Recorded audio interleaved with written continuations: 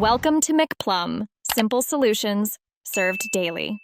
In this video, I will show how to fix window on Ford F150. Start by lowering the window and disconnecting the battery to avoid accidental motor activation. Remove the door panel screws, carefully pry the clips, and set the panel aside. Inspect the regulator and motor for visible damage, and check the window track for bends or debris. Prepare replacement parts and a magnet to retrieve drop screws before proceeding with reassembly. Gather tools before you start: a trim tool, Torx and Phillips drivers, a ratchet set, gloves, and safety glasses. Work on a flat surface and keep screws organized in labeled containers. Test the window switch after disconnecting and reconnecting the battery to confirm electrical issues. If you suspect a blown fuse, consult the fuse box diagram and replace with the correct amp rating before testing the motor again.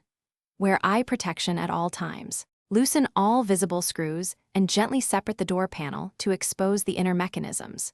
Peel back the vapor barrier slowly to avoid tearing it and keep it for reinstallation. Test the regulator by applying 12V directly to the motor to confirm failure and replace only the faulty component when possible. Realign the glass in the track using slight pressure and ensure smooth travel before tightening bolts and reconnecting the electrical harness. Thanks for watching. Stay juicy and subscribe.